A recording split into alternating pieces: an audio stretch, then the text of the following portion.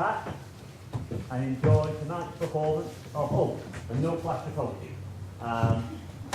Enjoy tonight's performance of William Shakespeare's The Taming of the Shrew. Thank you.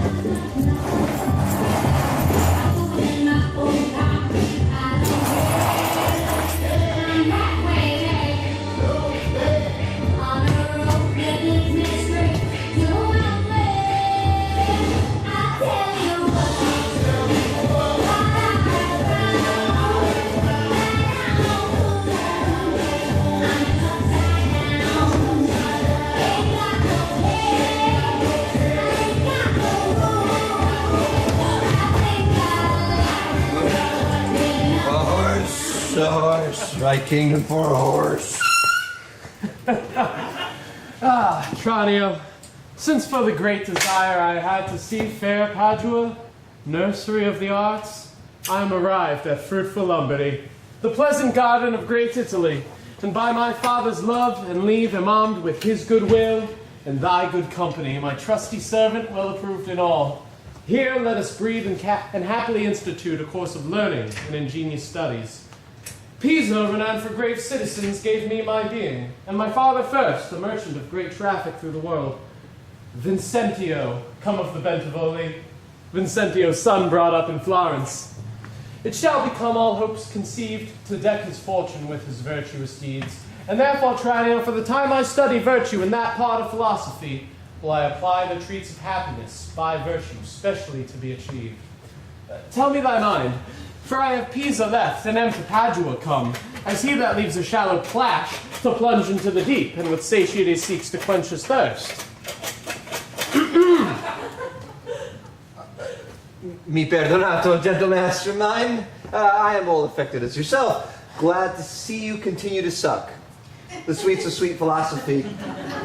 Only, good master mine, while we do admire this virtue and moral discipline, let's be no Stoics, nor no stocks, I pray, or so devote to Aristotle's checks as Ovid as an outcast, quite abjured. Bulk logic with acquaintance that you know. Practice your rhetoric in your common talk. Use music and poesy to quicken you, and the mathematics and metaphysics. Fall to them as you find your stomach serves you. No profit grows, or no pleasure is taken. And brief, sir, study what you most affect. Gramercy's Tranio, well dost thou advise. If Biondello thou wert come ashore, we could at once put us in readiness, and take a lodging fit to entertain such friends as time in Padua shall beget. No! But stay a while, what company is this? Master, some show to welcome us to town. Gentlemen, importune me no farther, for how I firmly am resolved, you know, that is not to bestow my younger daughter before I found a husband for the elder. Now, if either of you both love Catherine, as I know you well and love you well, leave me have to court her at your pleasure. To court her, rather. She's too rough for me. There, Hortensio, were you any wife? I pray you, sir, is it your will to make stale of me amongst these mates? Mates, maid? How mean you that? No mates for thee unless you're of gentler, milder mold. A faith, sir, you shall never need to fear. I wis it is not halfway to her heart. But if it were, doubt not her care would be to comb your noddle with a three-legged stool and paint your face and use you like a fool. From all such devils, good Lord deliver us. Me too, good Lord. Oh, master, here's some pastime toward that whence is stark matter, wonderful froward. But in the other silence do I see maid's mild behavior and sobriety. A peace, Tranio. Oh, well said, master. Mum, and gaze your fill. Gentlemen, that I may soon make good on what I have said, Bianca, give me. Do not let it displease thee, my good Bianca, for I will love you nevertheless, my girl. A pretty Pete. It is best put finger in the eye, and she knew why. Sister, content you in my discontent. Sir, to your pleasure humbly I subscribe. My books and instruments shall be my company, on them to study and practice by my side. Hark, Tranio, thou mayest hear Minerva speak. Signor Baptista, will you be so strange? Sorry am I, indeed, that our goodwill affects Bianca's grief. Why will you mew her off, Signor Baptista, for this fiend of hell, and make her bear the penance of her tongue? Gentlemen, content you. I am resolved. Go in, Bianca. For I know that she takes much delight in music, instruments, and poetry. Schoolmasters will I keep within my house fit to instruct her youth. Now, if you, Hortensio, or Signor Gremio, you know of any such, will prefer them hither. For to cunning men I will be most kind and liberal as to my no children and good bringing up. Now, I must bid you both farewell. Catherine, you may remain here as I have more to commune with Bianca. Why, trust I may go too, may I not? What? Shall I be appointed hours as though be like I knew not what to take and what to leave? Ha! You may go to the devil's den! There. Our love is not so great, Hortensio, but we may blow our nails and fast it fairly out. Our cake is dough on both sides. Ah, well. And yet, for the love I bear my sweet Bianca, if I can by any means light upon a fit man to teach her wherein she delights, I will wish him to her father. So will I, Signor Gremio. But, a word, I pray. Though the nature of our quarrel did never yet brook parley, know now, upon advice, it toucheth us both, that we may once again have access to our fair mistress and be happy rivals in Bianca's love, to labor or defect one thing specially. What's that, I pray? Marry, sir, to give a husband for a sister. A husband? A devil? I say a husband. I say a devil. Thinkest thou, Hortensio, that her father be very rich, and the man be so very afford to be married to hell? Ay, tush, Gremio. Though it pass your patience, and mine, to endure her loud alarums, why might there be good fellows in the world? And a man could light on them, would take her with all faults, and money enough. I cannot tell, but I would as lief take her dowry with this condition: be whipped at the high cross every morning. Faith, as you say, there's small choice in rotten apples. But come, since this bar-in-law makes us friends, it shall be so far forth friendly maintained, until, by helping Baptista's eldest daughter to a husband, we set his youngest free for a husband, and then have to it afresh. Sweet Bianca, happy man be his dole. He who runs fastest gets the ring. What say you, Signor Gremio? I am agreed. And would that I had given him the best horse in Padua to begin his wooing, and thoroughly woo her, wed her, bed her, and rid the house of her. Come on.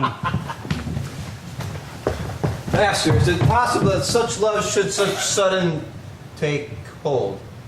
Oh, Tranio, till I knew it to be true, I never thought it possible or likely. But see, while idly I stood looking on, I found the effect of love in idleness, and now in plainness do confess to thee that art to me as secret and as dear as Anna to the Queen of Carthage was. Tranio, I burn, I pine, I perish, Tranio, if I achieve not this young modest girl. Counsel me, Tranio, for I know thou canst. Assist me, Tranio, for I know thou wilt. Master, 'tis no time to chide you now. Affection is not rated from the heart. If love hath hit you not, remains but so. Que redime, que es capito minimo. Gramercy's lad, go forward. This contents, the rest will comfort, for thy counsel's sound. Master, perhaps you look so longingly on the maid. Marked you not what is the pith of all? Oh yes, I saw sweet beauty in her face, such as the daughter of Agador had, that made great Jove to humble him to her hand, when with his knees he kissed the Cretan strand. Saw you no more? Marked you not how her sister began to scold and raise up such a storm that mortal ears might hardly endure the din? Tranio, I saw her coral lips move, and with her breath she did perfume the air. Sacred and sweet was all I saw in her. Nay, now is time to remove him from this trance. I pray awake, sir. If you do love the maid, then bend your thoughts in which to achieve her. Thus is it said. Her elder sister is so cursed and true that till her father hath rid his hands of her master, your love must live a maid at home. Therefore, as you closely mute her up, for she will not be annoyed with suitors. Oh, Tranio, what a cruel father's he. But art thou not advised he took care to get cunning schoolmasters to instruct her? Ay, marry, I am, sir. Now 'tis wanted. I have it, Tranio. Master, by my hand, our inventions meet and jump in one. Tell me thine first. You will play the schoolmaster and undertake the teaching of the maid. That is your device. It is. May it be done? No, not possible. For who shall bear your part here in Padua and be Vincentio's son? Keep his house, apply his book, visit his countrymen, meet with his friends, and banquet with them.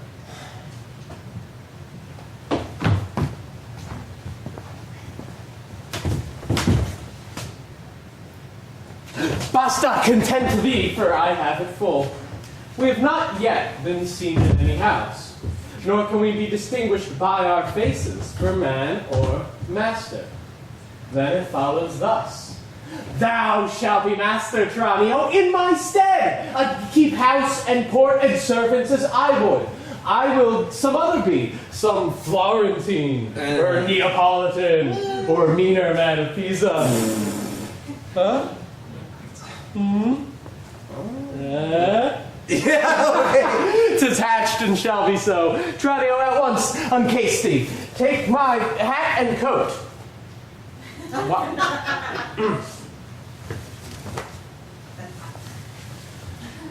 When Biondello comes, he waits on thee. But I will charm him first to keep his tongue. Well, since your pleasure is, and since I am timed to be obedient, and for your master, father, did charge me at our parting, be serviceable to my son, quoth he, though I think it was in a different sense. I am content to be Lucentio, for so well I love Lucentio. Tranio, be so, because Lucentio loves, and let me be a slave, to achieve that maid whose sudden sight hath thralled my wounded eye. Here comes the rogue. Sarah, where have you been? Where have I been? Nay, how now, where are you? Master, has my fellow Tranio stolen your clothes, or you stolen his? Or both? Why, what's the news? Sir, come hither. 'Tis no time to jest, and therefore frame your manners to the time. Your fellow Tranio here, to save my life, puts my apparel and my countenance on, and I for my escape have put on his. For in a quarrel since I came ashore, I killed a man, and fear I was decried. Wait you on him, I charge, while I make way from hence to save my life. Do you understand me? Aye, sir. Narrow wit. And not a jot of Tranio in your mouth. Tranio is changed into Lucentio. The better for him. Would I were so too. So I wish I had the next wish after. That Lucentio had Batista's youngest daughter. No, not for myself, but for your master. I advise you that you use your manners discreetly in all places. When I am alone, why then I am Tranio. But in all places else, your master Lucentio. Tranio, let's go. One thing more rests that thyself execute. To make one among these wooers. If thou ask me why, sufficeth my reasons are both good and weighty.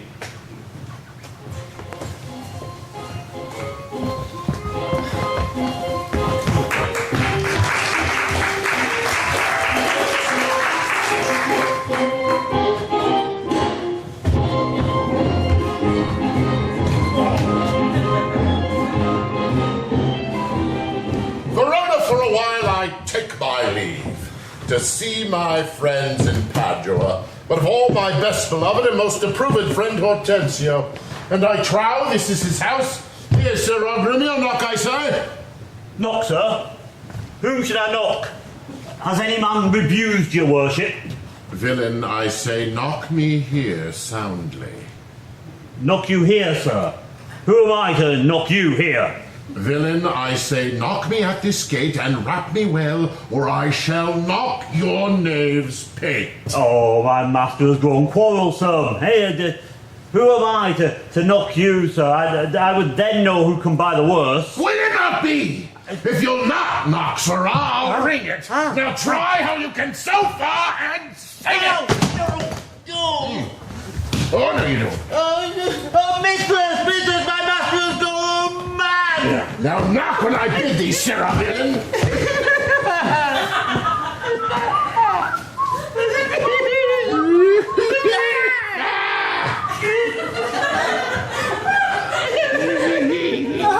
What is this? My old friend Grumio and my good friend Petruchio, how do you all at Verona? Signor Hortensio, come depart the fray. Con tutto il cuore bon trovato, may I say. Molto onorato, signor mio Petruchio. Rise, Grumio, rise. Who compound this quarrel? A nostro casa benvenuto. Nay, no matter what he alleges in Latin, sir. If this not be good reason for a man to leave his service, he bid me to knock him and rap him soundly, sir. No. Is there any way for a servant to use his master, being, for aught I know, 32 a pip out, whom would to God I would have knocked up first, then I know Grumio can buy the worst. Oh, a senseless villain, good Hortensio. I bid the rascal knave to knock upon your gate, and could not get him for my heart to do it. Knock at the gate? Oh, bet you not these words plain, sirrah. Knock me here, knock me well, rap me now, knock me soundly. And now comes you with knocking at the gate. Sirrah, be gone or talk not. I advise you. Peace, Petruchio, peace.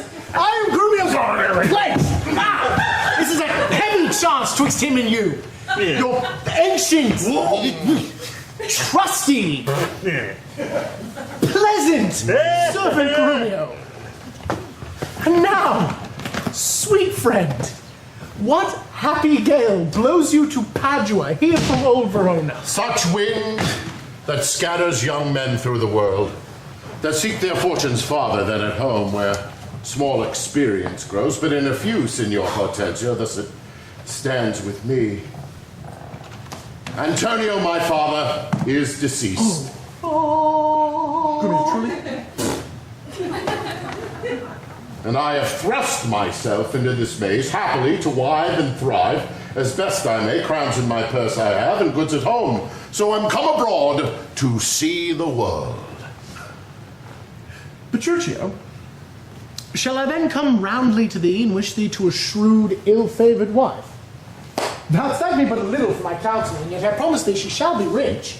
Very rich.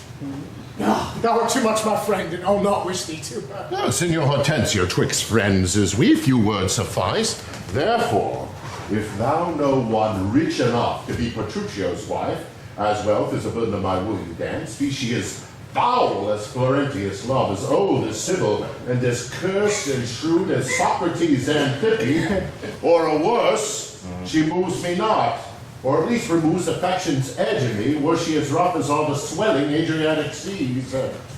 I come to wive it wealthily in Padua, if wealthily, then happily in Padua. Here, sir. He tells you flatly what his purpose is. Hey, give him gold enough and marry him to a puppet, or an aglet baby, or an old trot with ne'er a coop in her head, and as many diseases as 22 horses. Nothing but the myth where money comes with all. Petruchio, since we are stepped thus far in, I will continue that I broached in jest. I can, Petruchio, help thee to a wife, with wealth enough, and young and beauteous, brought up as best becomes a gentlewoman.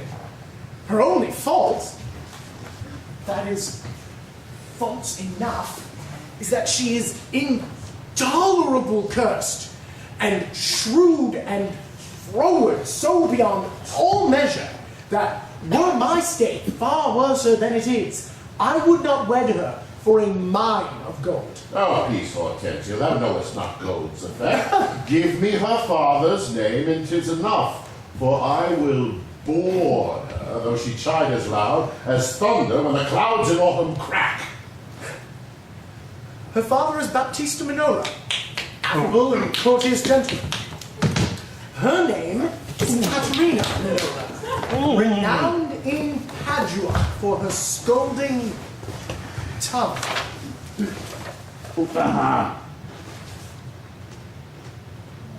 I know her father, and you knew my deceased father well. I will not sleep, Hortensio, until I see her. Therefore, let me be thus bold with you to give you over at this first encounter, unless you will accompany me thither. Let him go, sir, while the humour takes him. She may chide him, but it may do him little good. He'll just rail in his rope tricks, and she may begin with him, and then he'll throw such a figure in her face as to so disfigure her that she will see no more with all than a cat. You know him not. Tarry, Petruchio, I pray. I must go with thee. For in Baptista's keep my treasure is. He hath the jewel of my life in hand, his youngest daughter, beautiful Bianca. And her withholds from me and others more, suitors to her and rivals in my love, assuming it a thing impossible for these defects I have before rehearsed, that ever Caterina will be wooed. Therefore this order hath Baptista taken, that none shall have access unto Bianca until Catherine the Cursed hath got a husband. Catherine the Cursed? A name for a maid, of all names the worst. Now shall my friend Petruchio do me grace, and offer me, disguised in sober robes, to old Baptista as a schoolmaster, well seen in music, there to instruct Bianca so that I may, by this device at least, have leave and leisure to make love to her, and unsuspected court her by herself.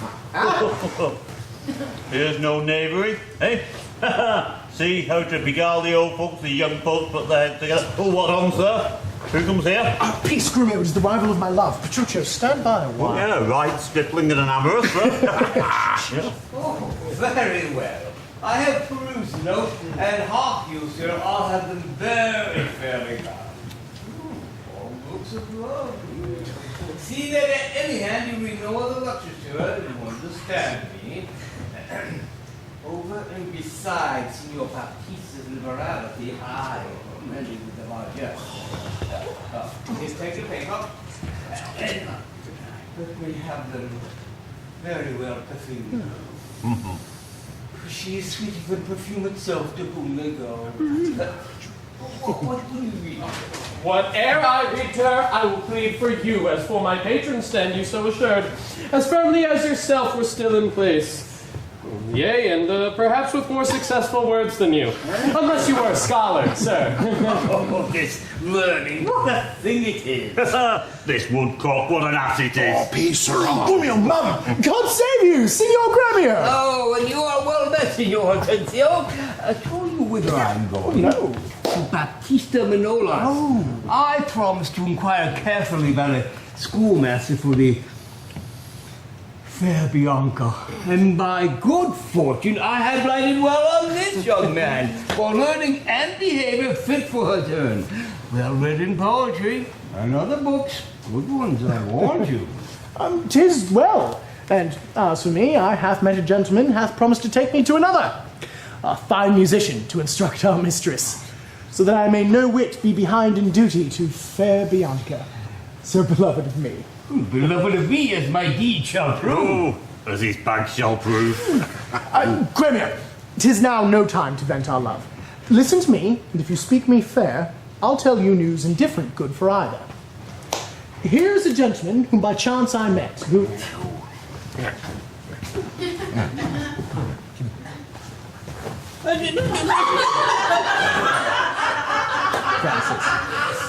whom by chance I met, who, upon agreement from us, to his liking, will undertake to woo cursed Catherine.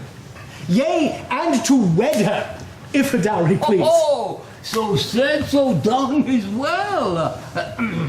Hortensio, have you told them all her faults? I know she is an irksome, brawling scold. If that be all, masters, I hear no harm. No. Says me so, friend. What country then? Born in Verona, Antonio's son. My father dead, my fortune lives for me, and hope good days and long to see.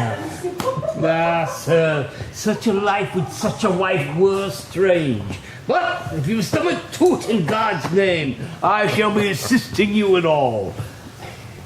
But will you woo this wild cat? Will I live? Will he woo her? Aye, I'll hang her. Why came I thither but to that intent? Think you a little din can daunt my ears? Have I not in my time heard lions roar? Roar! Have I not heard the seas puffed up with wind, raged like an angry boar chafed with sweat? Have I not heard great ordnance in the field, heaven's artillery thunder in the skies? Have I not in the pitched battle heard loud larums, neighing steeds, and trumpets clang?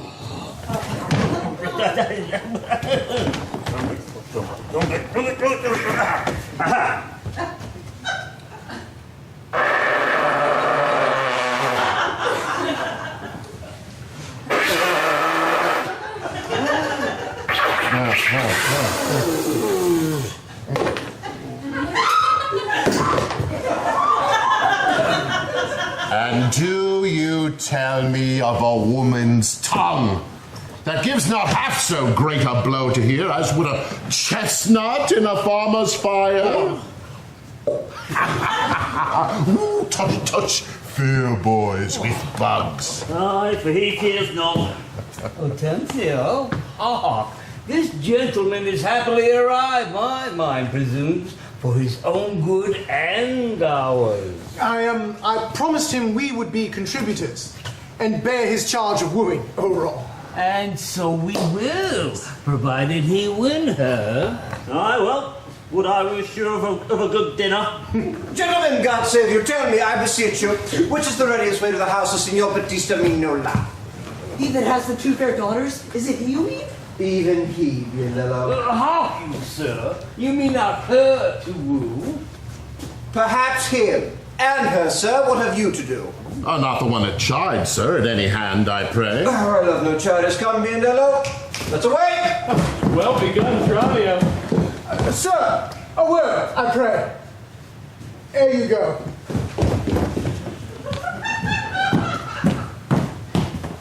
Are you a suitor to the maid you speak of? Yea or no? Perhaps. And if I am, is it any offense? No, if without more words you will get you hence. I pray, sir, are not the streets as free for me as they are for you? What so is not she? For what reason? I beseech you. For this. If you know, she's a choice love of Signor Gremio. She's the chosen of Signor Hortensio. Oh, sirs. Oh, do be gentlemen and do me this right. Hear me with patience. Signor Batista is a noble gentleman to whom my father is not entirely unknown, and were his daughter fairer than she is, then one suitor more she may have, and so she will. Fair Lita's daughter had 1,000 wooers, and so where one more may fair Bianca have. Lucentio shall make one, though Paris came in hope to speak alone. What? This gentleman will talk at all. Sir, give him head. I know he'll prove a jade. Hortensio, to what end are all these words? Sir, let me be so bold as ask you. Did you ever yet see Baptista's daughter? No. Oh, but I hear that you have two. One is famous for her scolding tongue, and the other is famous for her beauteous modesty. Sir, let the first go by. She is for me. Yea, leave that labor to great Hercules, and let it be more than Alcides 12. Sir, understand you this of me in sooth. The youngest daughter, whom you hearken for, her father keeps from excess of all suitors, and will not allow her to any man until the eldest sister first be wed. The younger then is free, and not before. Well, sir, you must be the man to break our stead, break the ice, achieve the elder, do the speed, set the younger free, for our access, whose hap to have shall not so graceless be an ingrate. Sir, you speak well, and well you do conceive.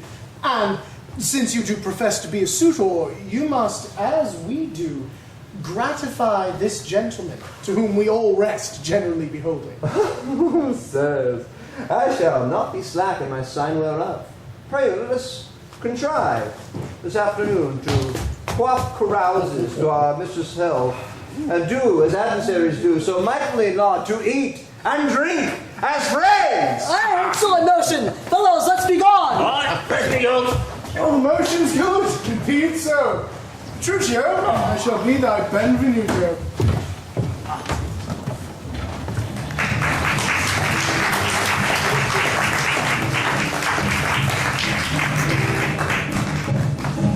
Here comes the devil. Here comes the devil. Here comes the devil. Devil, the devil said hi. Good sister, Raleigh not nor himself to make a bondmaid and a slave of me, that I disdain. But for these other goods unbind my hands. Uphold them of myself completely, yea, all my raiment to my petticoat. Or what you will command me, will I do. So well I know my duty to my elders. Of all thy suitors, here I charge thee tell. Whom thou lovest best, see thou dissemble not. Believe me, sister, of all the men alive, I never yet beheld that special face I could fancy more than any other. Man, thou liest! It's not Hortensio. If you affect him, sister, here, I swear I'll bleed for you myself, but you shall have him. Oh, then belike you fancy riches more. You will have Gremio to keep you fair. Is it for him you do envy me so? Nay, then you jest, and now I well perceive you have but jested with me all this while. I prithee, sister Kate, untie my hands. If that be jest, then all the rest was so. grossest insolence. Bianca, stand aside. Poor girl, she weeps. Go ply thy needle. Meddle not with her. For shame, thou hilding of a devilish spirit. Why dost thou wrong her that ne'er wronged thee? When did she cross thee with a bitter word? Her silence flouts me, and I'll be revenged! What? In my sight, Bianca, get thee in. What? Will you not suffer me? Kate. Nay, now I see she is your treasure. Kate. She must have a husband. I must dance barefoot on her wedding day, and for your love to her need apes in hair. Catherine. Talk not to me. I will go sit and weep till I can find occasion of revenge. Was ever gentleman thus grieved as I? But who comes here? Good morrow, good neighbor. Good morrow, neighbor Gremio. God save you, gentlemen. And to you, good sir, have you not a daughter named Katerina, fair and virtuous?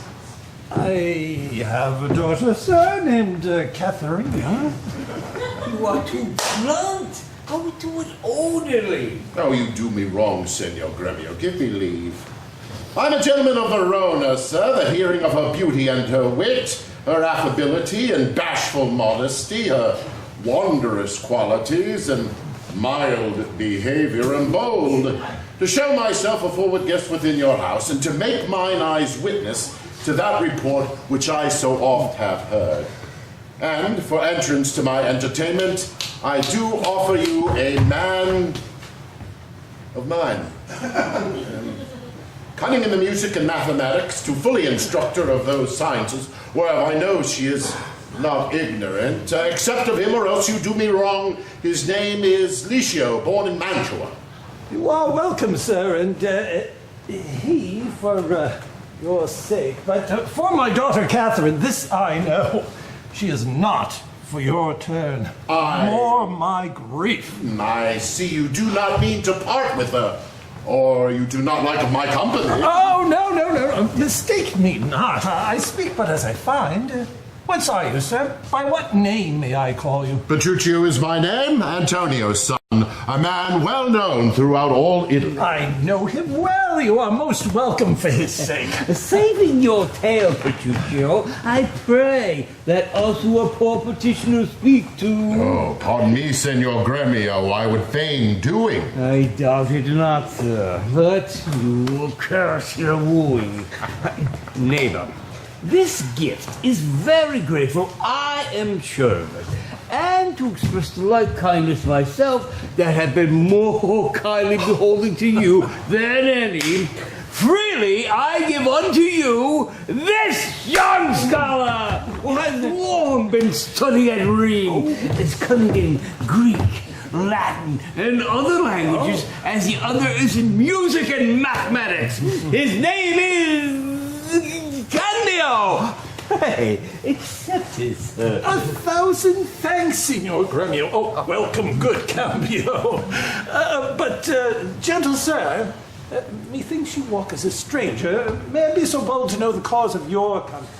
Pardon me, sir, the boldness is my own, that being a stranger in the city here, do make myself a suitor to your daughter, unto Bianca, fair and virtuous. Nor is your firm resolve at the preferment of your eldest sister unknown to me. This liberty is all that I ask, that upon knowledge of my parentage, that you welcome me amongst the rest that rule, and give me free favor and access as the rest. As towards the education of your daughters, I bestow this simple instrument and a small packet of Greek and Latin books. If you do accept them, then their worth is great.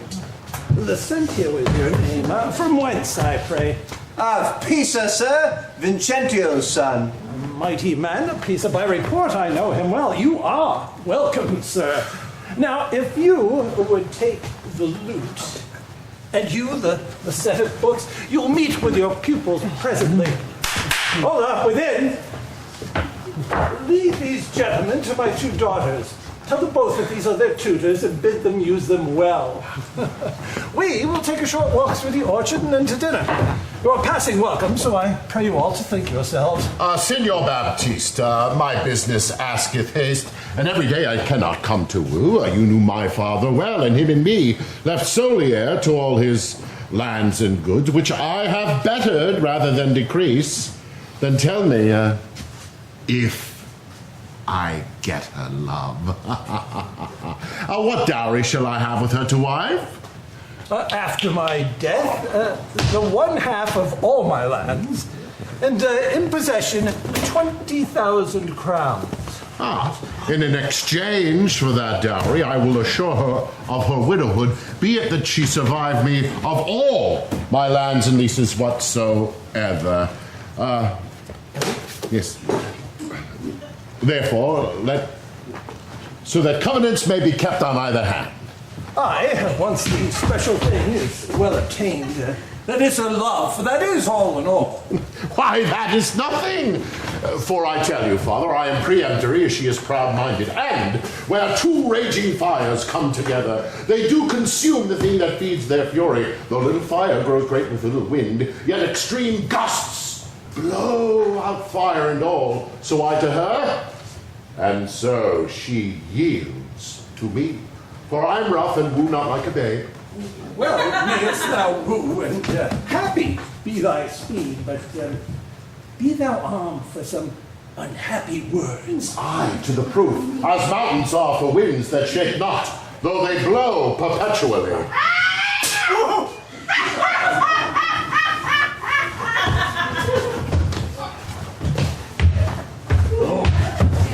How now, friend? Why dost thou look so pale? For fear, I'll promise you, if I look pale. What? Will my daughter prove a good musician? I shall sooner prove a soldier. Iron may hold with her, but never lutes. Why then thou canst not break her to the lute? Nay, for she hath broken the lute to me. I did but tell her she mistook her frets, and bowed her hand to teach her fingering. When with a most impatient, devilish air, frets call you these, quoth she. I fumed with them. Then she struck me on the head, and through the instrument my pig made way. And then I stood for a time as if on a pillory, all amazed, staring through the lute. Well, she did call me rascal fiddler and twangling jack, and 20 such vile terms as she had studied to misuse me so. By the world, it is a lusty wench. I love her 10 times more than I e'er did. Ooh, how I long to have some chat with her. Well, come with me and be not so discomfited. Proceed to practice with my younger daughter, for she's apt to learn and thankful for good turns. Now, Signor Petruccio, will you be coming with us, or should I send my daughter Kate to you? Pray you do.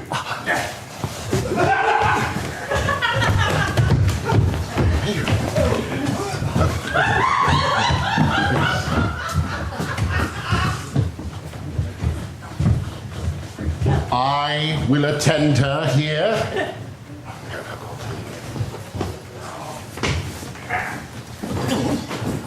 Oh! No! No! You couldn't take a hint?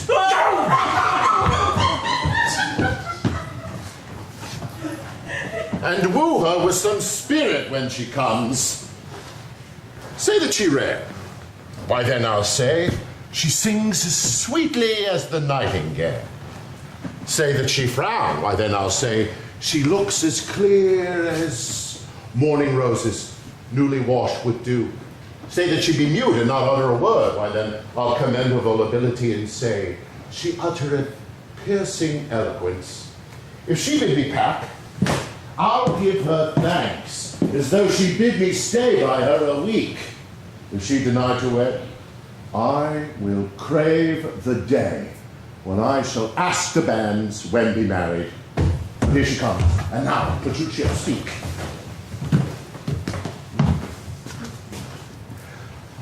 Good morrow, Kate, for that is your name, I hear. Well have you heard, but something hard of hearing. They call me Catherine that do talk of me. Oh, you lie. In faith, you are called plain Kate and bonny Kate, and sometimes Kate the Cursed, but Kate. The prettiest Kate in Christendom. Kate of Kate Hall, my super dainty Kates, for all dainties are all Kates. And therefore, Kate. Take this of me, Kate of my consolation. Hearing my mildness praised in every town, thy virtue spoke of, and thy beauty sounded, yet not so deeply as to thee belongs. Myself am moved to woo thee for my wife. Moved in good time. Let him that moved you hither remove you hence.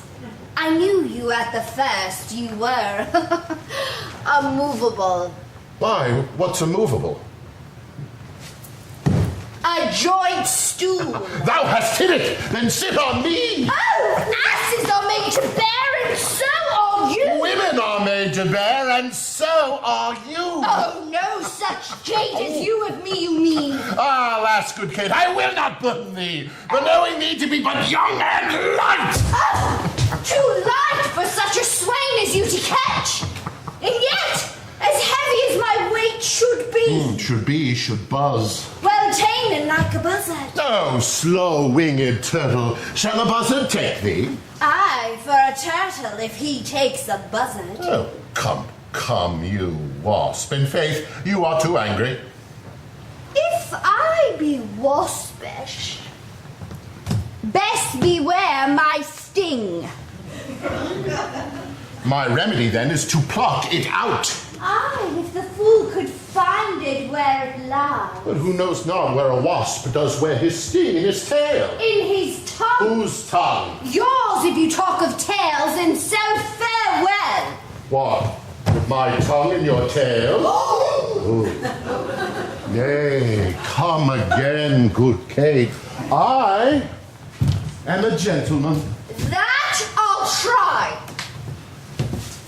I will cut you if you strike again. So may you lose your arms. If you strike me, you are no gentleman, and if no gentleman, why then no arms. Well, herald, Kate, put me in thy books. What is your crest? A coxcomb? A combless cock, so Kate will be my head. Oh, no cock of mine. You crow too like a craven. Oh, nay, come, Kate, come, be not so sour. It is my fashion when I see a crab. Well, here's no crab, and therefore be not sour. Oh, there is. Then show it me. If I'd a glass, I would. What? Oh, you mean my face? Well aimed for such a young one. Now, by St. George, I'm too young for you. Yet you are withered. 'Tis with cares.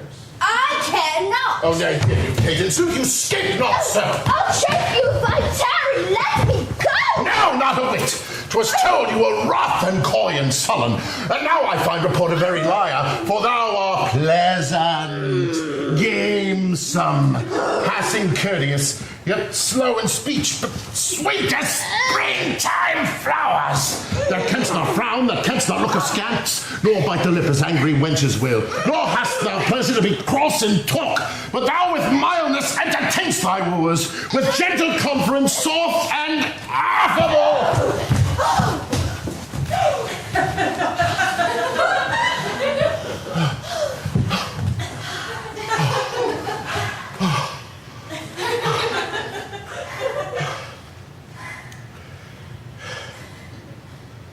Why doth the world report that Kate doth limp?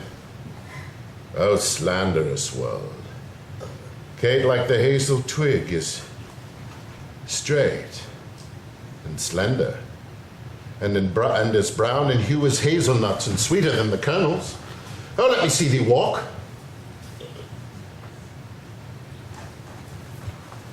Thou dost not halt.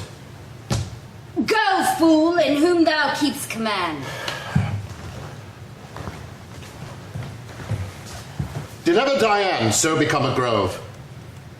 As Kate, this chamber with her princely gate. Oh, be thou Diane, and let her be Kate, and let Kate be chaste, and Diane sportful. did you study all this goodly speech? 'Tis extempore, from my mother wit. A witty mother, witless else her son. Am I not wise? Yes, keep you warm.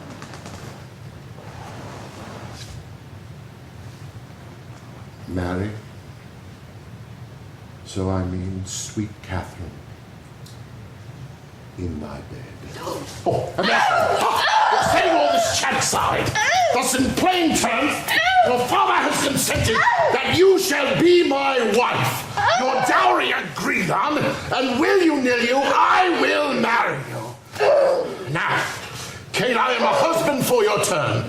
For by this light whereby I see thy beauty that doth make me likely well, thou must be married to no man but me, for I am he, am born to tame you, Kate, and bring you from a wild Kate to a Kate conformable as other household Kates. Oh, here come your father. Never make denial. I must and will have sweet Catherine to my wife. Now, Signor, should you have meet you with my daughter? How but well, sir? How but well? 'Twere impossible I should speed amiss. How now, daughter Catherine? In you jump. Oh, call you me daughter! Now I promise you have shown a tender fatherly regard to wish me wed to one half lunatic, a madcap ruffian and swearing jack who thinks with oaths to face the matter out. Father, 'tis thus your serf and the whole world that talked of her, talked amiss of her. If she be cursed, it is for policy. She is not froward, but modest as a dove. She is not hot, but temperate as the morn. For patience, she'll prove a second Grizzle, and a Roman Lucrece for her chastity. And, to conclude, we agreed so well together that upon Sunday is the wedding day. I'll see thee hanged on Sunday first. Petruchio, she says she'll see thee hanged first. Nay, if there goes your speeding, then good night our part. Patience, gentlemen. I choose her for myself. If she and I be pleased, what's that to you? 'Tis bargain twixt us twain, that she still be cursed. In company. I tell you, 'tis incredible to believe how much she loves me. Oh, the kindest Kate, she hung about my neck and kiss on kiss, she vied so fast, protesting oath on oath, that in a twink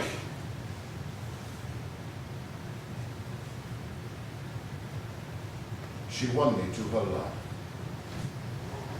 Oh, you novices, 'tis a world to see how tame men and women are alone.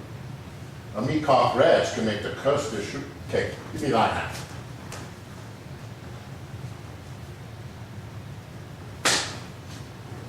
I will to Venice to buy apparel against the wedding day. Provide the feast, father, bid the guests. I will be sure my Catherine is fine. I know not what to say. Oh, give me your hands. Oh, God send you joy, Petruchio. 'Tis a match. Oh, men say we will be witnesses. Father and wife and gentlemen, adieu. I will to Venice Sunday comes apace. We'll have rings and things and fine array. And kiss me, Kate. We'll be married a Sunday.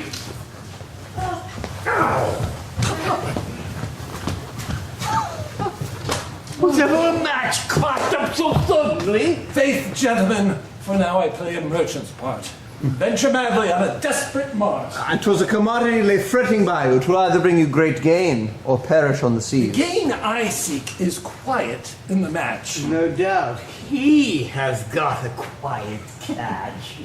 But now, Baptista, to your younger daughter, now is the day we have long looked for.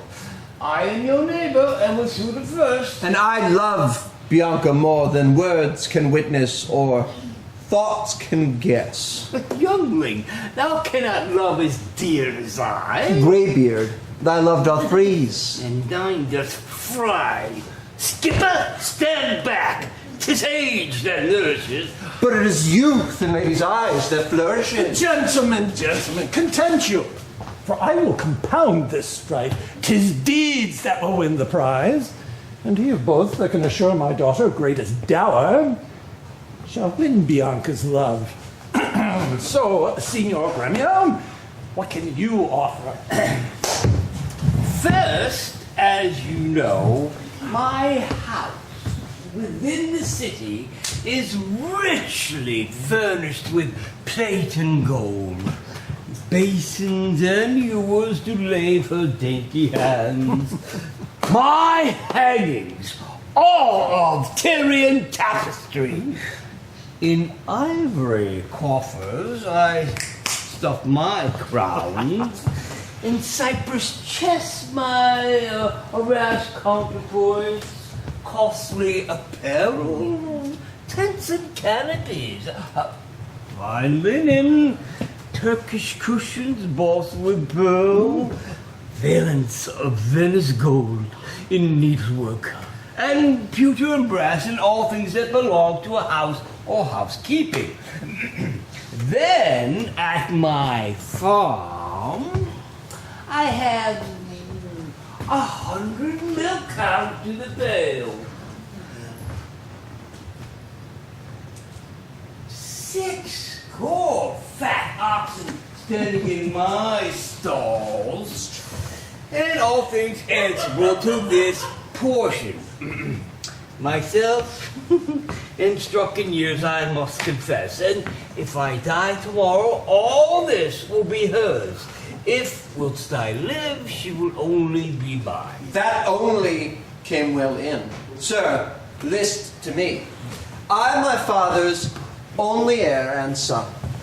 And if your daughter were to be my bride, I'll leave her houses, 3 or 4, as good within rich pieces walls as any one old Signor Gremio has here in Padua. Besides, 2,000 ducats by the year of fruitful land, all of which shall be a... Oh, have I pinched you now, Gremio? 2,000 ducats by year of land? My own land amounts to not so much at all. That she shall have, besides an argosy, which is now lying in Marcellus Road. What, have I choked you with an argosy? Oh, Senor Gremio, 'tis well known that my father have no less than 3 great argosies, 2 galleasses, and 12 tight galleys, all of which shall be her assurance, and twice as much as whatever thou offerest next. Nay, I have offered all. I have no more, and she can have no more than all I have. But if you like me, she shall have me and mine. That I have won her from all the world, for by your firm promise, Gremio is outvied. I must confess your offer is the best. And if your father can make this assurance, then my daughter is your own. Else, and you must pardon me for asking, but if you were to die before him, where's her dower? That is but a cavil. He is old and I'm young. And may not young men die as well as old? Gentlemen, I am thus resolved. Sunday next, as you know, my daughter Catherine is to be married. Now, Sunday following shall Bianca be bride to you, Signor Licentio, if your father can make that assurance. If not, Signor Gremio. And now I must take my leave and thank you both. Adieu, good neighbor. Now, I fear thee not, sirrah young gamester. Your father were a fool to give you all, and in his waning years set foot under thy table. A toy. An old old Italian fox is not so kind, my boy. A vengeance on your crafty withered hide.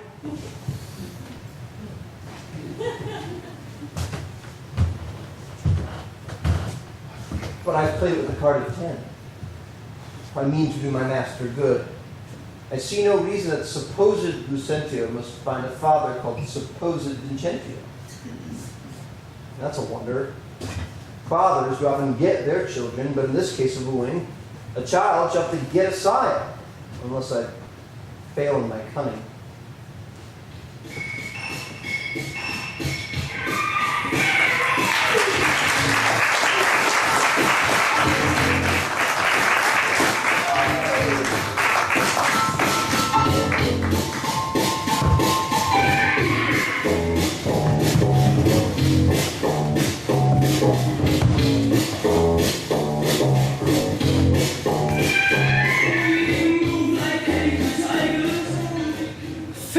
Forbear, you grow too forward, sir. Have you so soon forgot the entertainment her sister Catherine welcomed you withal? But, wrangling pedant, this is the patroness of heavenly harmony. Thus, give me leave to have prerogative, and when in music we've spent an hour, your lecture shall have leisure for as much. Preposterous ass that never read so far as to know the cause of why music was ordained. Was it not to soothe the mind of man after his studies or his usual pains? Then give me leave to read philosophy, and in my pause serve in your harmony. Sirrah, I will not bear these braves of thine. Why, gentlemen, you do me double wrong to strive for that which resteth in my choice. I am no breaching scholar in the schools. I'll not be tied to hours nor appointed times, but learn my lessons as I please myself. And to cut off all strife here, sit me down. Take you your instrument, play the whiles. His lecture will be done ere you have tuned. Oh, you'll leave his lecture when I'm in tune. Oh, that will be never. Tune your instrument. Where left we last? Here, madam. Hic ibat simois, hic est segei tellus, hic steterat priami regia celsa senis. Conster them. Hic ibat. As I told you before, simois, I am Lucentio. Hic est, son unto Vincentio of Pisa. Segei tellus, disguised thus to get your love. Hic steterat, and that Lucentio that comes a-wooing. Priami is my man Tranio. Regia, bearing my port. Celsa senis, that we might beguile the old pantaloon. Madam! My instrument's in tune. Let's hear. Hi. The treble tones. Spit in the hole, man, and tune again.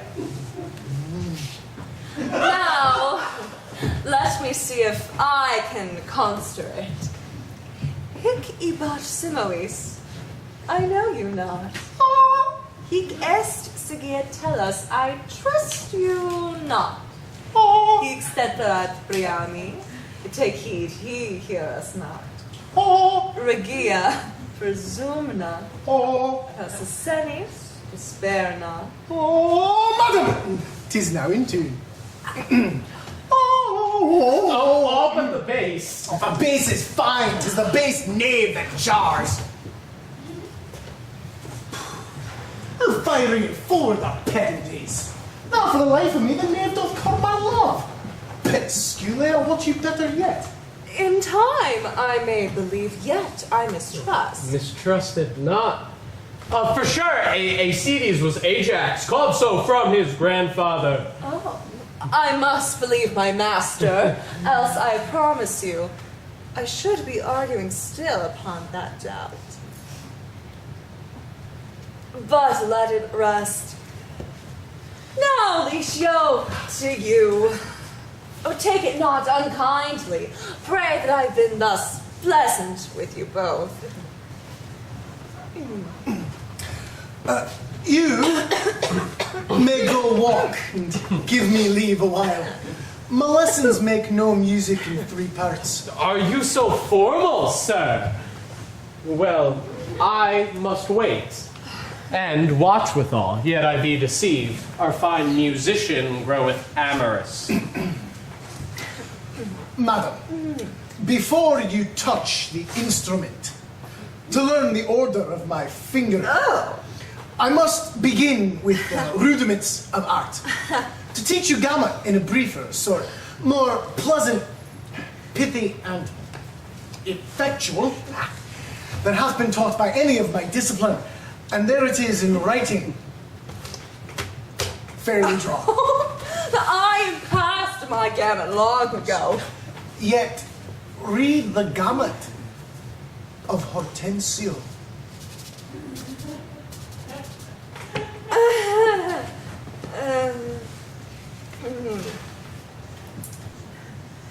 Gamut I am the ground of all accord, a ray to plead Hortensio's passion. Be me, be Anka, take him for thy lord. See faut that loves with all affection. D sol re, 1 clef, 2 notes have I. E la me, show pity or I don't call you this gamut. Tut, I like it not. Old fashions please me best. I'm not so nice to change true rules for odd inventions.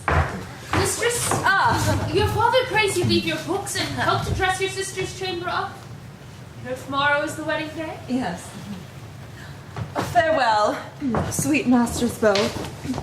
I must be gone.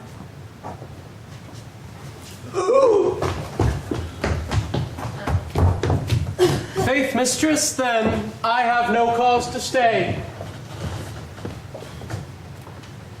But I have cause to pry into this pedant. Methinks he looks as though he were in love. But if thy thoughts, Bianca, be so shallow as to cast thy wandering eye on every stale, I seize thee that list. For if once I find me ranging, Hortensia will be quit with thee by changing.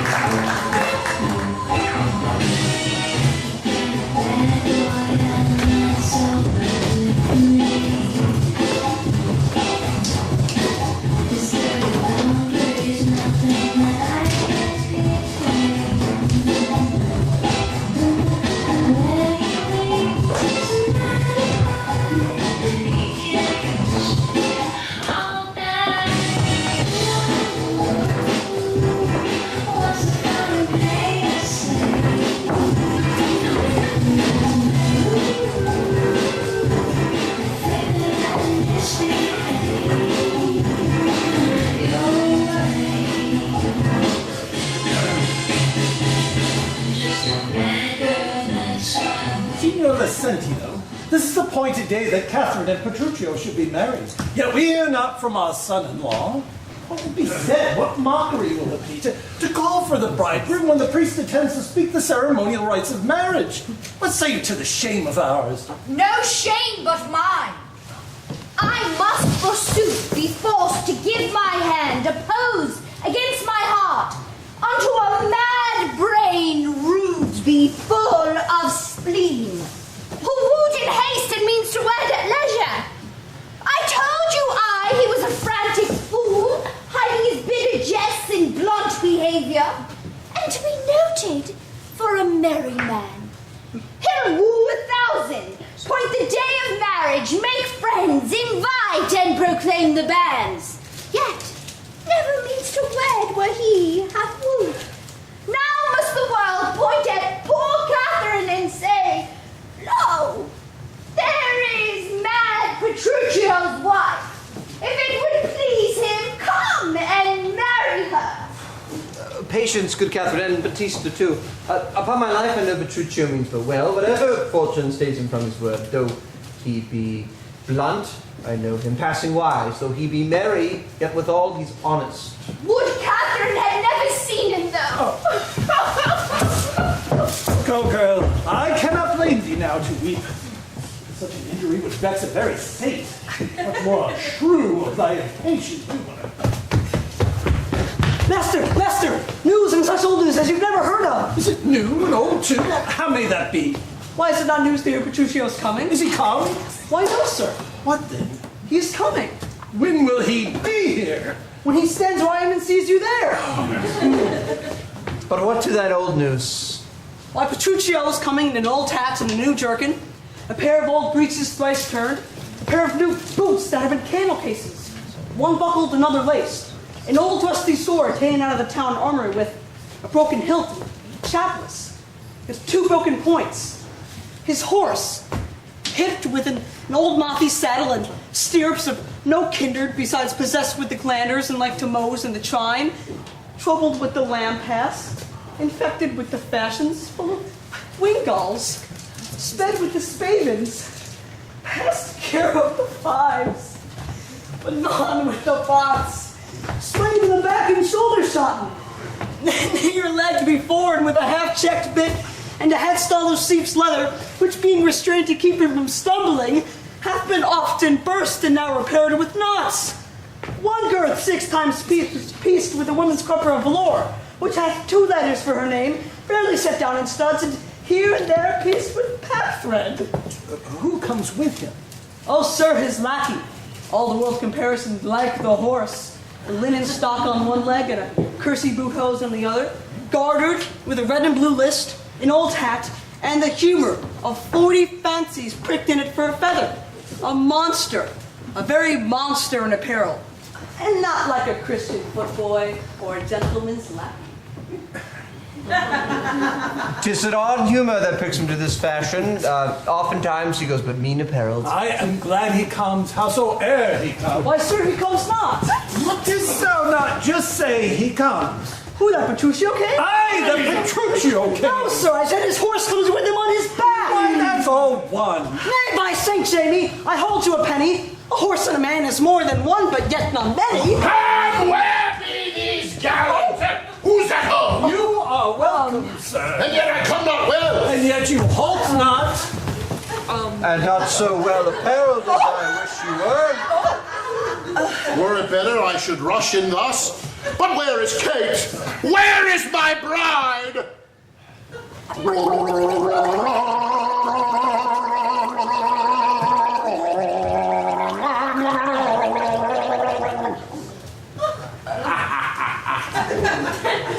How does my father? Gentles, methinks you frown. And wherefore gaze this goodly company, as if they saw some wondrous monument, some comet, or some unusual prodigy? Sir, today is your wedding day. First we were sad, fearing you wouldn't come. Now sadder, seeing you come so unprovided. And what occasion hath so long detained you and brought you hither so unlike yourself? Tedious of to tell and harsh to hear. Sophieth, am come to keep my word, though in some part am forced to digress. Which at more leisure I will so excuse. And you shall be well satisfied with all. But where is my Kate? Where is my bride? I stay too long for her. Morning wears, 'tis time you were at church. Oh, no, see not to thy wife in such irreverent robes. Pray go to my chamber, put on clothes of mine. Believe me, not I. Thus I will visit her. Thus I trust you will not marry her. Good sooth, even thus. Therefore have done with the words. To me she is married, not unto my clothes. Could I repair what she will wear in me, as I can change these poor accoutrements? 'Twere well for gain, better for myself. But I'm a man well known throughout all Italy. I know him well. You are most welcome for his sake. Saving your tale, Petruchio, I pray that also a poor petitioner speak to... Oh, pardon me, Signor Gremio, I would fain doing. I doubt it not, sir, but you will curse your wooing. Neighbor, this gift is very grateful, I am sure of it. And to express the like kindness myself that have been more kindly beholding to you than any, freely I give unto you this young scholar who has long been studying at Rome, is cunning in Greek, Latin, and other languages as the other is in music and mathematics. His name is Candio. Pray, accept it, sir. 1,000 thanks, Signor Gremio. Oh, welcome, good Cambio. But, gentle sir, methinks you walk as a stranger. May I be so bold to know the cause of your coming? Pardon me, sir, the boldness is my own, that being a stranger in the city here, do make myself a suitor to your daughter, unto Bianca, fair and virtuous. Nor is your firm resolve at the preferment of your eldest sister unknown to me. This liberty is all that I ask, that upon knowledge of my parentage, that you welcome me amongst the rest that rule, and give me free favor and access as the rest. As towards the education of your daughters, I bestow this simple instrument and a small packet of Greek and Latin books. If you do accept them, then their worth is great. Lucentio is your name. From whence, I pray? Of Pisa, sir, Vincentio's son. Mighty man of Pisa, by report I know him well. You are welcome, sir. Now, if you would take the lute, and you the set of books, you'll meet with your pupils presently. Hold up, within. Lead these gentlemen to my 2 daughters. Tell them both that these are their tutors and bid them use them well. We will take a short walk through the orchard and then to dinner. You are passing welcome, so I pray you all to think yourselves. Signor Baptista, my business asketh haste, and every day I cannot come to woo. You knew my father well, and him and me left solely heir to all his lands and goods, which I have bettered rather than decrease. Then tell me, if I get her love, what dowry shall I have with her to wife? After my death, the 1/2 of all my lands, and in possession 20,000 crowns. In an exchange for that dowry, I will assure her of her widowhood, be it that she survive me of all my lands and leases whatsoever. Yes. Therefore, so that covenants may be kept on either hand. Aye, once the special thing is well obtained, that is her love, that is all in all. Why, that is nothing. For I tell you, Father, I am peremptory as she is proud-minded, and where 2 raging fires come together, they do consume the thing that feeds their fury. Though little fire grows great with little wind, yet extreme gusts blow out fire and all. So I to her, and so she yields to me. For I'm rough and woo not like a babe. Well, mayest thou woo, and happy be thy speed, but be thou armed for some unhappy words. Aye, to the proof, as mountains are for winds that shake not, though they blow perpetually.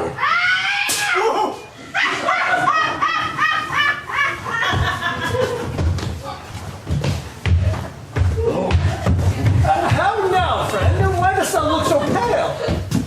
For fear, I'll promise you, if I look pale. What? Will my daughter prove a good musician? I shall sooner prove a soldier. Iron may hold with her, but never lutes. Why then thou canst not break her to the lute? Nay, for she hath broken the lute to me. I did but tell her she mistook her frets, and bowed her hand to teach her fingering. When with a most impatient, devilish air, frets call ye these, quoth she. I fumed with them.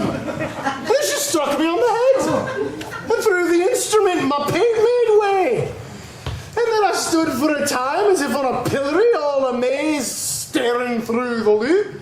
Well, she did call me rascal fiddler and twangling jack and 20 such vile terms as she had studied to misuse me so. By the world, it is a lusty wench. I love her 10 times more than I e'er did. Ooh, how I long to have some chat with her. Well, come with me and be not so discomfited. Proceed to practice with my younger daughter, for she's apt to learn and thankful for good turns. Now, Signor Petruccio, will you be coming with us, or should I send my daughter Kate to you? Pray you do.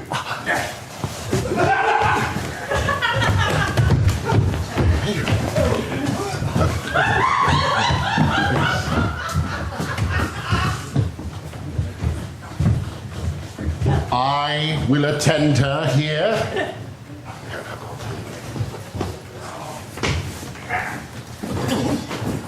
Oh. Oh. Oh. You couldn't take a hint?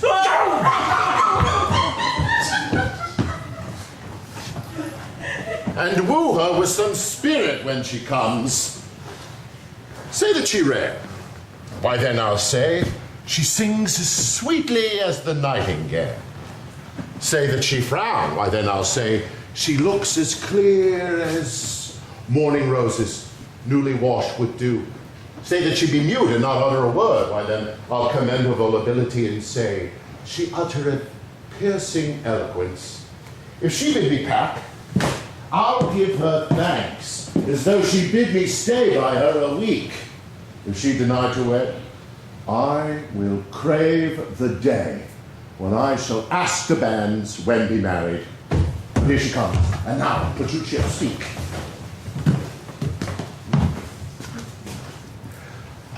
Good morrow, Kate. For that is your name, I hear. Well have you heard, but something hard of hearing. They call me Catherine that do talk of me. Oh, you lie. In faith, you are called plain Kate and bonny Kate, and sometimes Kate the Cursed, but Kate. The prettiest Kate in Christendom. Kate of Kate Hall, my super dainty Kates, for all dainties are all Kates. And therefore, Kate. Take this of me, Kate of my consolation. Hearing my mildness praised in every town, thy virtue spoke of, and thy beauty sounded, yet not so deeply as to thee belongs. Myself am moved to woo thee for my wife. Moved? In good time.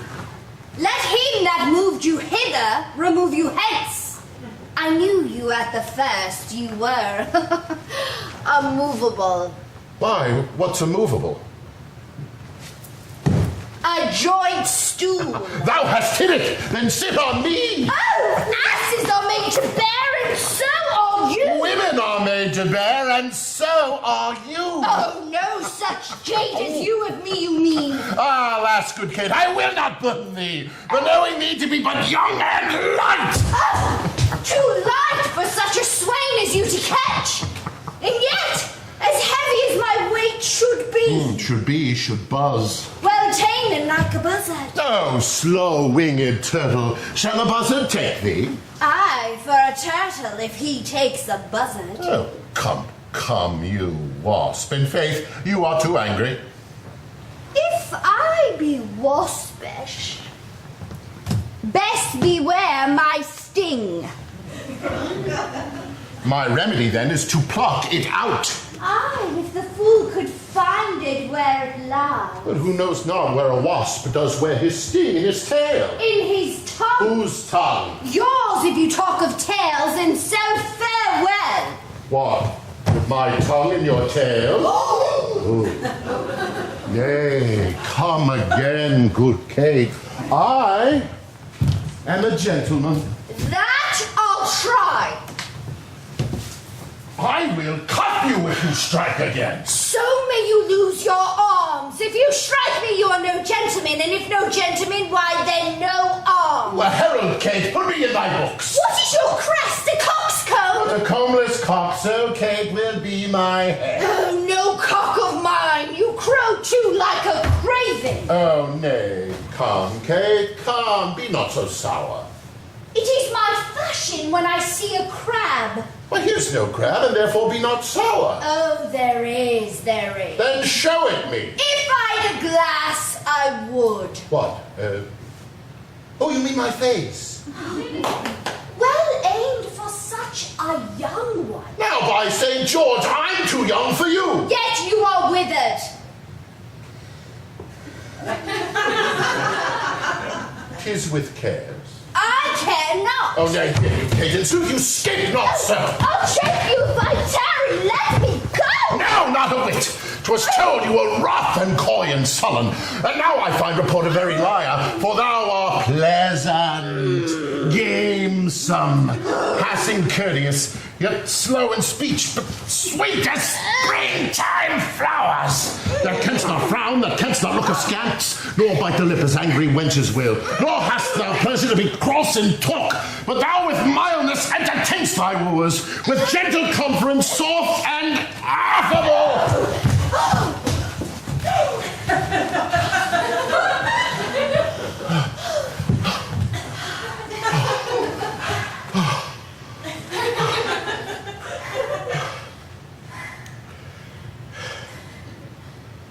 Why doth the world report that Kate doth limp? O slanderous world! Kate, like the hazel twig, is straight and slender, and as brown in hue as hazelnuts, and sweeter than the kernels. Oh, let me see thee walk.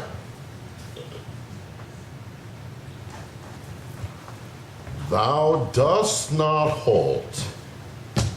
Go, fool, in whom thou keepst command. Did ever Diane so become a grove as Kate, this chamber with her princely gate? Oh, be thou Diane, and let her be Kate, and let Kate be chaste, and Diane sportful. Where did you study all this goodly speech? 'Tis extempore, from my mother wit. A witty mother, witless else her son. Am I not wise? Yes, keep you warm.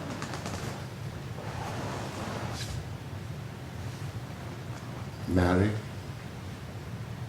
So I mean sweet Catherine in my bed. Oh, and therefore, setting all this chat aside, thus in plain terms, your father has consented that you shall be my wife. Your dowry agreed on, and will you, nill you, I will marry you. Now, Kate, I am a husband for your turn. For by this light whereby I see thy beauty that doth make me likely well, thou must be married to no man but me, for I am he, am born to tame you, Kate, and bring you from a wild Kate to a Kate conformable as other household Kates. Oh, here come your father. Never make denial. I must and will have sweet Catherine to my wife. Now, Signor, should you have me with my daughter? How but well, sir? How but well? 'Twere impossible I should speed amiss. How now, daughter Catherine? In you jump. Call you me daughter? Now I promise you have shown a tender fatherly regard to wish me wed to one half lunatic, a madcap ruffian and swearing jack who thinks with oaths to face the matter out. Father, 'tis thus your serf and the whole world that talked of her, talked amiss of her. If she be cursed, it is for policy. She is not froward, but modest as a dove. She is not hot, but temperate as the morn. For patience, she'll prove a second Grizzle, and a Roman Lucrece for her chastity. And, to conclude, we agreed so well together that upon Sunday is the wedding day. I'll see thee hanged on Sunday first. Ah, Petruchio, she says she'll see thee hanged first. Nay, if there goes your speeding, then good night our part. Patience, gentlemen. I choose her for myself. If she and I be pleased, what's that to you? 'Tis bargain twixt us twain, that she still be cursed in company. I tell you, 'tis incredible to believe how much she loves me. Oh, the kindest Kate, she hung about my neck and kiss on kiss, she vied so fast, in protesting oath on oath, that in a twink,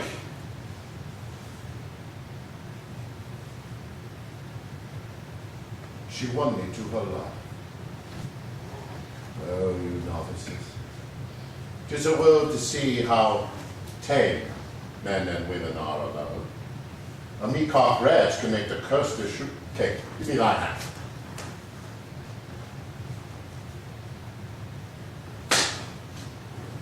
I will to Venice to buy apparel against the wedding day. Provide a feast, father, bid the guest. I will be sure my Catherine is fine. I know not what to say. Oh, give me your hands. Oh, God send you joy, Petruchio. 'Tis a match. Oh, men say we will be witnesses. Father and wife and gentlemen, adieu. I will to Venice Sunday comes apace.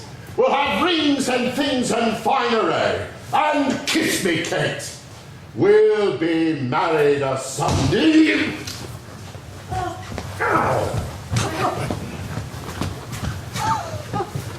Was ever a match cracked up so suddenly? Faith, gentlemen, for now I play a merchant's part.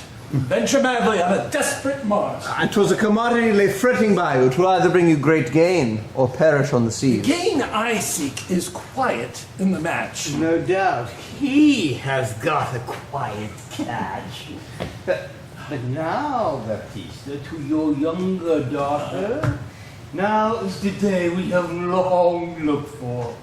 I am your neighbor and will suit it first. And I love Bianca more than words can witness or thoughts can guess. But youngling, thou cannot love as dear as I. Greybeard, thy love doth freeze. And thine doth fry.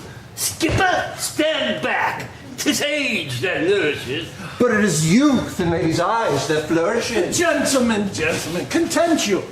For I will compound this strife. 'Tis deeds that will win the prize. And he of both that can assure my daughter greatest dower shall win Bianca's love. So, Signor Gremio, what can you offer?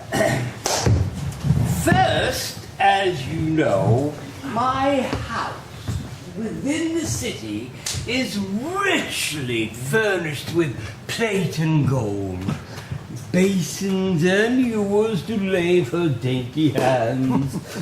My hangings, all of Tyrian tapestry. In ivory coffers I stuff my crowns. In cypress chests my arras counterpoise, costly apparel, tents and canopies, fine linen, Turkish cushions bossed with pearl, valance of Venice gold in needlework, and pewter and brass and all things that belong to a house or housekeeping. Then, at my farm, I have 100 milk cows to the pail. 6 fat oxen standing in my stalls, and all things answerable to this portion. Myself, in struck in years, I must confess, and if I die tomorrow, all this will be hers. If, whilst I live, she will only be mine. That only came well in. Sir, list to me. I am my father's only heir and son.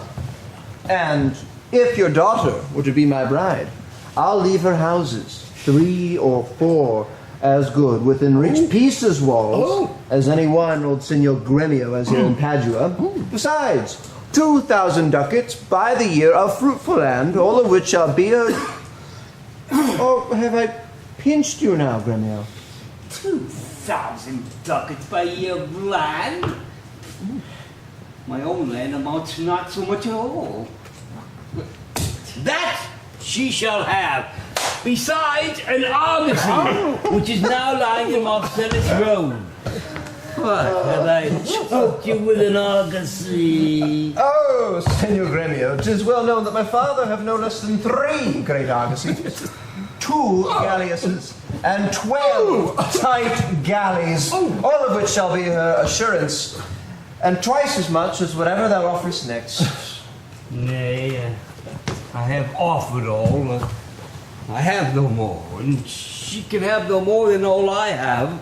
But if you like me, she shall have me and mine. That I have won her from all the world, for by your firm promise, Gremio is outvied. I must confess your offer is the best.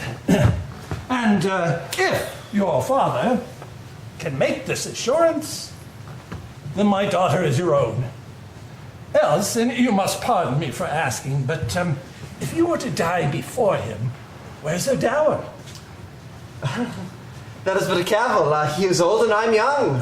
And may not young men die as well as old? Gentlemen, I am thus resolved. Sunday next, as you know, my daughter Catherine is to be married. Now, Sunday following shall Bianca be bride to you, Signor Vicentio, if your father can make that assurance. If not, Signor Gremio. And now I must take my leave and thank you both. Adieu, good neighbor. Now,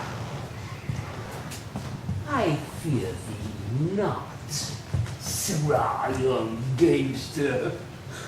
Your father were a fool to give you all, and in his waning years set foot under thy table. A toy. An old Italian fox is not so kind, my boy. A vengeance on your crafty withered hide.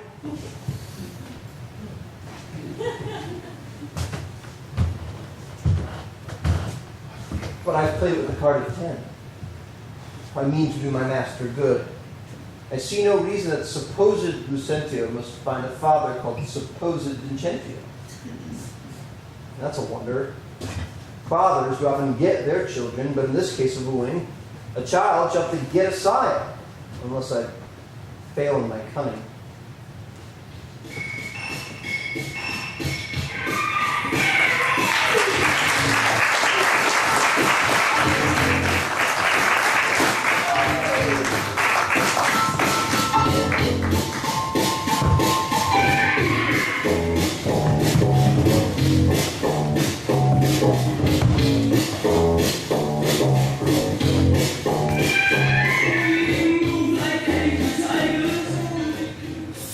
Forbear, you grow too forward, sir. Have you so soon forgot the entertainment her sister Catherine welcomed you withal?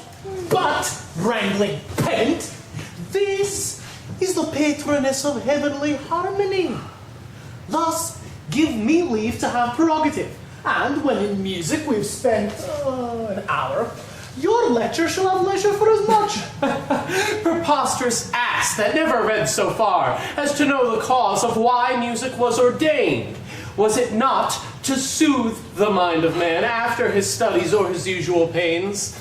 Then give me leave to read philosophy, and in my pause serve in your harmony. Sirrah, I will not bear these braves of thine. Why, gentlemen, you do me double wrong to strive for that which resteth in my choice.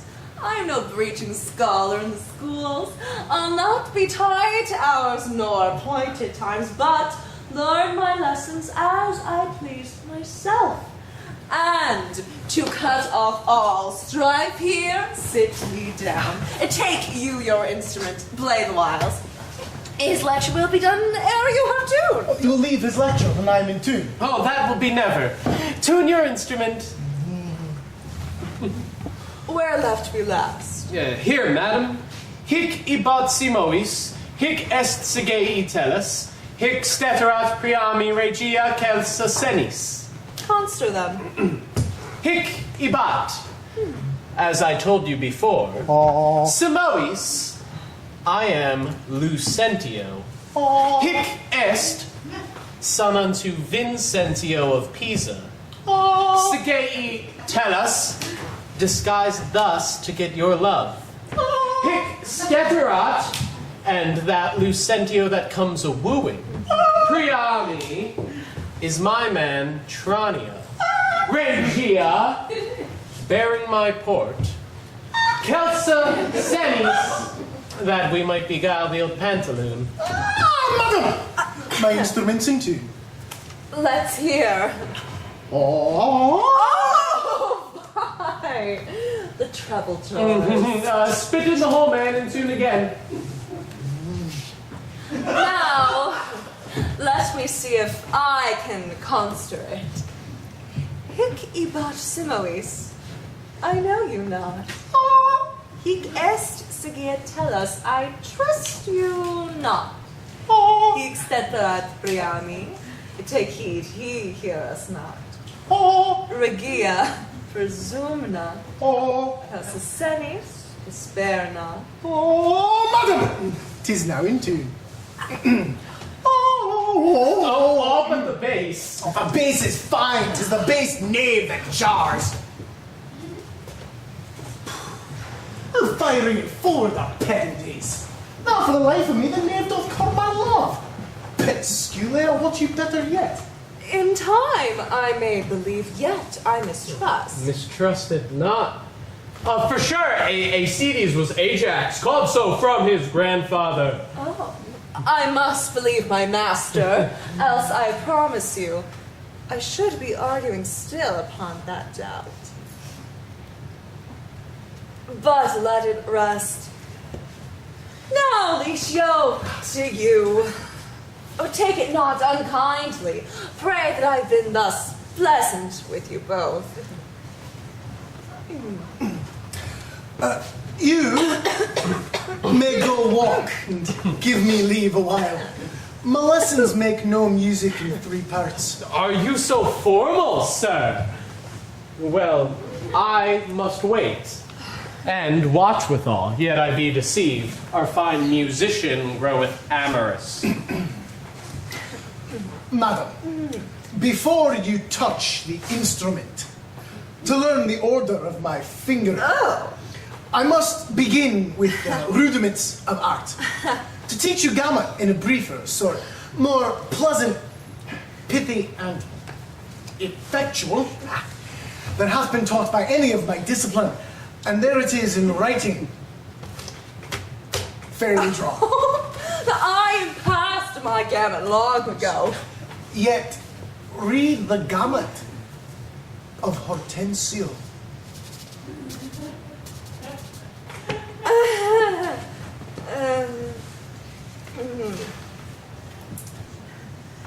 Gamut I am the ground of all accord, a ray to plead Hortensio's passion. Be me, be Anka, take him for thy lord. See faut that loves with all affection. D sol re, one clef, 2 notes have I. E la me, show pity or I don't know. Call you this gamut. Tut, I like it not. Old fashions please me best. I'm not so nice to change true rules for odd inventions.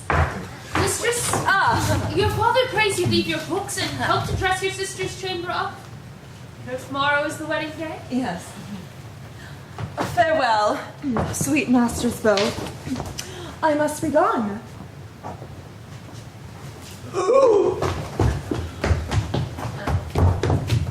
Faith, mistress, then I have no cause to stay. But I have cause to pry into this pedant. Methinks he looks as though he were in love. But if my thoughts be uncorrect, be so shallow as to cast thy wondering eye on every stale. Oh, I seize thee that list. For if once I find thee ranging, Hortensia will be quick with thee by changing.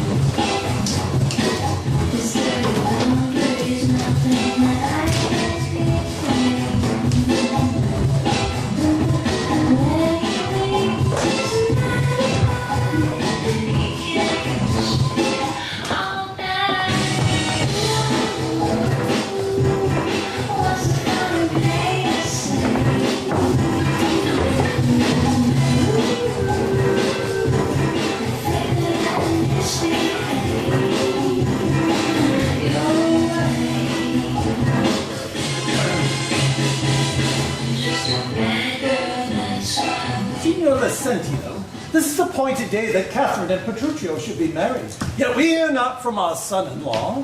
What will be said? What mockery will it be to call for the bridegroom when the priest intends to speak the ceremonial rites of marriage? What say you to the shame of ours? No shame but mine. I must forsooth be forced to give my hand, oppose against my heart, unto a mad brain rude be full of spleen, who wooed in haste and means to wed at leisure. I told you he was a frantic fool, hiding his bitter jests in blunt behavior, and to be noted for a merry man. He'll woo 1,000, point the day of marriage, make friends, invite, and proclaim the banns. Yet never means to wed where he hath wooed. Now must the world point at poor Catherine and say, lo, there is mad Petruchio's wife. If it would please him, come and marry her. Patience, good Catherine, and Batista too. Upon my life, I know Petruchio means no well, but ever fortune stays him from his word. Though he be blunt, I know him passing wise. Though he be merry, yet withal he's honest. Would Catherine had never seen him, though. Go, girl. I cannot blame thee now to weep. Such an injury would vex a very saint. Much more a shrew of thy impatient humor. Master! News and such old news as you've never heard of! Is it new and old too? How may that be? Why is it not news to hear Petruchio's coming? Is he come? Why no, sir. What then? He is coming. When will he be here? When he stands where I am and sees you there. But what to that old news?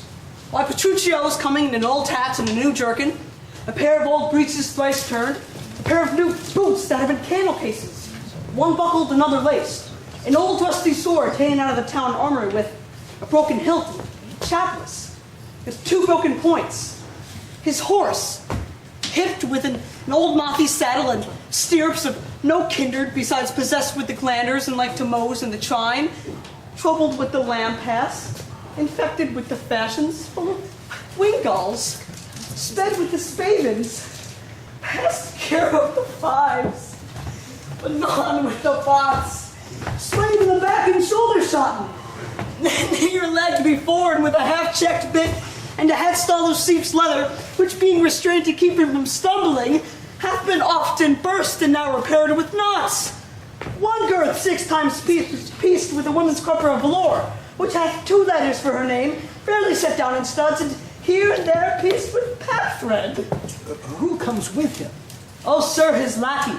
All the world's comparison like the horse. A linen stock on one leg and a kersey boot hose on the other, gartered with a red and blue list, an old hat, and the humor of 40 fancies pricked in it for a feather. A monster, a very monster in apparel, and not like a Christian footboy or a gentleman's lackey. 'Tis an odd humor that pricks him to this fashion. Oftentimes he goes but mean apparelled. I am glad he comes, howsoe'er he comes. Why, sir, he comes not. What dost thou not just say he comes? Who, that Petruchio king? Aye, the Petruchio king. No, sir, I said his horse comes with him on his back. Why, that's all one. Nay, by St. Jamie, I hold you a penny. A horse and a man is more than one, but yet not many. And where be these gallants? Who's at home? You are welcome, sir. And yet I come not well. And yet you halt not. And not so well apparelled as I wish you were. Were it better I should rush in thus? But where is Kate? Where is my bride?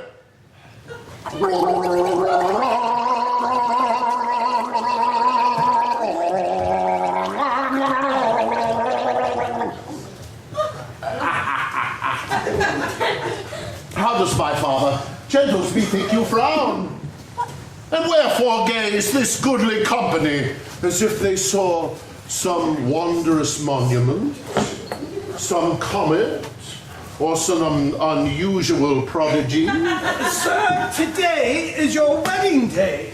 First we were sad, fearing you wouldn't come. Now sadder, seeing you come so unprovided.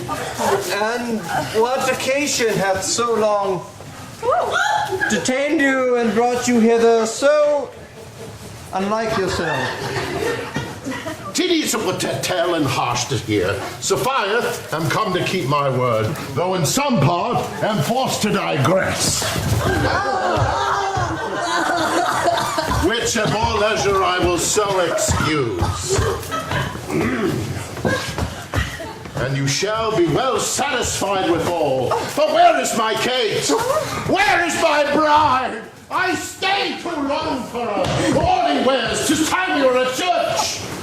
Oh, no, see not to thy wife in such irreverent robes. Pray go to my chamber, put on clothes of mine. Believe me, not I. Thus I will visit her. Thus I trust you will not marry her. Good sooth, even thus. Therefore have done with the words. To me she is married, not unto my clothes. Could I repair what she will wear in me, as I can change these poor accoutrements? 'Twere well for gain better for myself. But I'm a fool to chat with you when I should give my bride a bid her good morrow and seal the title with a lovely kiss.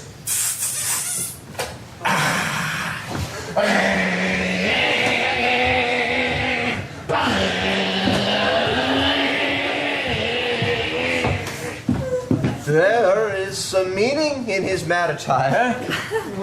We will persuade him, if possible, ere he goes to church, to put on better clothes. I'll after him and see the event of this.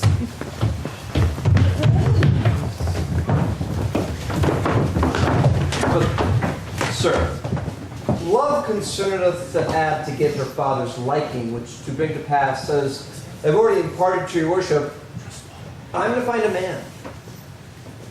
In skills not so much, whatever he may be, will fit him to our turn. There he will be Incentio of Pisa, and he will make assurances here in Padua of sums greater than I promised. And there you will quietly enjoy your hope and marry sweet Bianca with consent. Oh, were it not that my fellow schoolmaster doth watch Bianca step so narrowly, 'twere good methinks to steal our marriage, which once performed, let all the world say no, I'll keep mine own despite of all the world. We will seek our vantage in this business. We will overreach the graybeard Gremio, the narrow-prined Father Minola, the quaint Irish musician Licio, all for my master's sake, Lucentio. Gremio, came you from the church? Oh, as willingly as I ever came from school. Where are the bride and bridegroom? Are they coming home? Bridegroom, say you? Oh, 'tis a groom indeed, a grumbling groom, and that the ghost shall find. What? Cursed than she? 'Tis impossible. He's a devil, a very fiend. Oh, why, she's a devil, the devil's dead. She's a lamb, a dove, a fool to him. I'll tell you, Signor Lucentio. When the priest should ask if Catherine should be his bride, aye, by God's loans, quoth he, and swore so loud that all amazed, the priest let fall the book. And when he stooped down to take it up, this mad bridegroom took him such a cuff, and that one priest book and priest. Now, take it up, quoth he, if any list. What said the wench when he picked it up again? Oh, trembled and shook, while he stamped and swore so loud as if the vicar meant to cozen him. After many ceremonies done, he calls for wine. Health, quoth he, as if you were on board carousing with his mates, and quaffed off the muscatel and threw the stops in the sexton's face, having no other reason than his beard grew thin and hungerly, and seemed to ask him if it was sops he was drinking. But this done, he took the bride about the neck and kissed her lips with such a clamorous smack that at the parting, all the church did echo. And I, seeing this, came thence out of very shame. Oh, such a mad marriage as never was before. Oh, I hear the minstrel playing.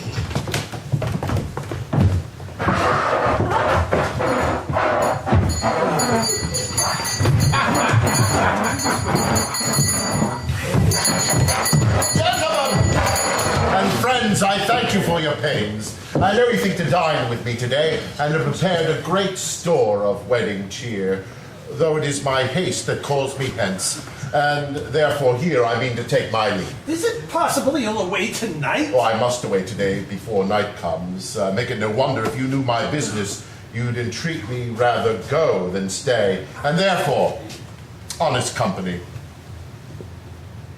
I thank you to have beheld me give away myself to this most patient, sweet, and virtuous wife. Dine with my father. Drink a health to me, for I must hence, and farewell to you all. Oh, could we not entreat you to stay till after dinner? It cannot be. Oh, let me entreat. Oh, it may not be. Let me entreat you.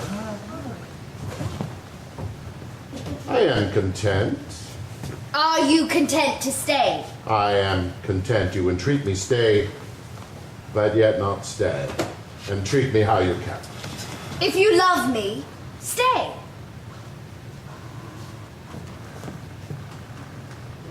Groom me on my horse! Aye, the ultimate the horses. Nay then, do what thou canst. I will not go today. No, nor tomorrow. Not till I please myself. The door is open, sir. There lies your way. You may be jogging while your boots are green. For me, I'll not be gone till I please myself.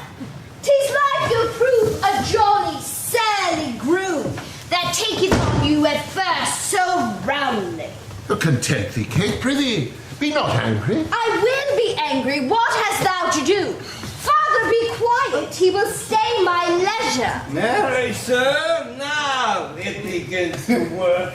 Gentlemen, forward to the bridal dinner. I see a woman may be made a fool if she not a spirit to resist. They shall go forward, Kate. At thy command. Obey the bride, you that attend to her. Go to the feast. Revel and domineer. Carouse full measure to her maidenhead. Be mad and merry, or go hang yourselves. But for my bonny Kate, she must with me. Nay, look not big, nor stare, nor stamp, nor fret. I will be master of what is mine own. She is my goods! She is my chattels! She is my house! My household stuff! My field! My farm! My horse! My ox! My ass! My anything. And here she stands. Touch her whoever dare. I'll have my way with anybody who stops my way in Padua. Grumio, draw forth thy weapon. We have a set with these. Rescue thy mistress. Now be a man. Fear not, sweet wench, they shall not touch thee, Kate. I'll buckle thee against the middle.